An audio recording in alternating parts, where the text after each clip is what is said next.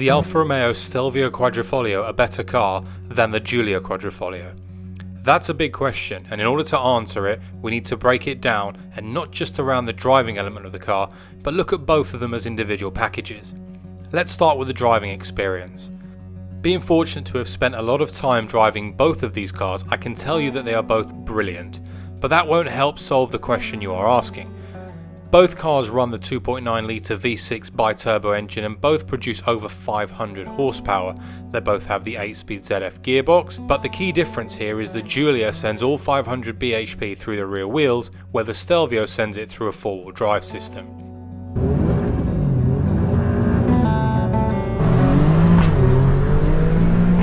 From an acceleration point of view, I have to admit that the Stelvio feels faster off the mark, and that feeling also translates into a reality. The Giulia Quadrifoglio will hit 0 to 62 miles per hour in 3.8 seconds, and the Stelvio will deliver it in 3.7 seconds.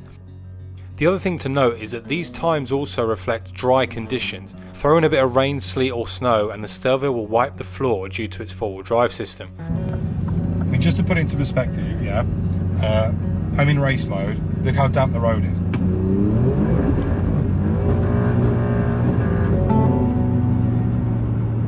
The other thing I find when I drive the Giulia Quadrifoglio, it feels like Alfa have held back some of the torque in first and second gear, but I don't get the same feeling with the Stelvio. Whether there's any truth to that I can't confirm, but I'm only going with what I feel and each person's opinion may differ.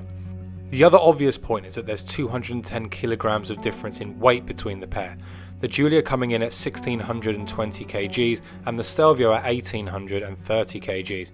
There's an argument to say that the extra weight in the four-wheel drive system in the Stelvio allows it to lay all the power down from a standing start, which is why it's quicker than the Giulia. But what about driver sensation and enjoyment? To get the most out of a Giulia Quadrifoglio and a Stelvio, you need to enable race mode. In doing so, you remove all the traction control, but get all the right sounds from the exhaust. Look at this! We have just entered some seriously cool roads.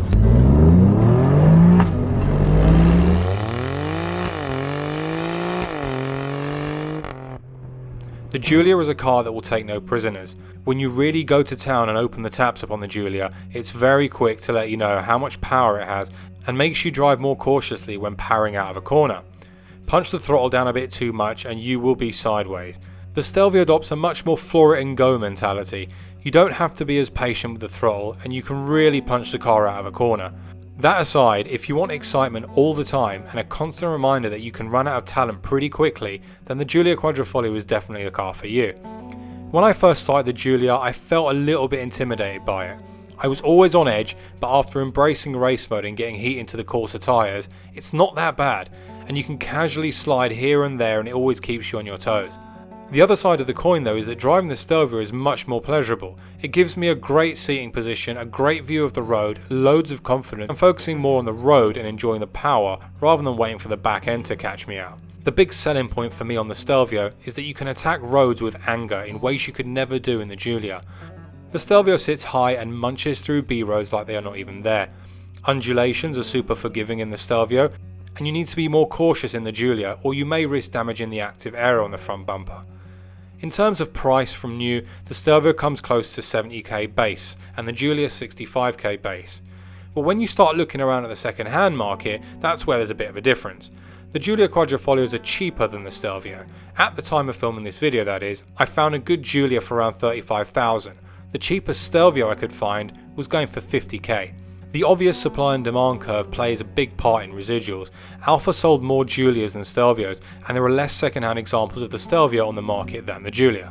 Finally, the practicality element of both cars. It's obvious the Stelvio houses more luggage space than the Giulia. Space in the cabin is almost identical, and running costs and fuel consumptions are pretty much the same. So really, it's only the boot space enhancement you're getting from a practicality point of view, and I guess a much higher ride. So which is the better car? Being brutally honest and looking at the numbers and the facts, you would argue that for most, the Stelvio is. But for me, as much as I'm a massive fan of four-wheel drive cars, but in this case, I would rather enjoy the feeling knowing full well that if I get it wrong, I'm wrapping a Giulia Quadrifoglio around a tree. Plus, I think the Giulia looks better, and if I really need the extra boot space, there's always the option of a roof box.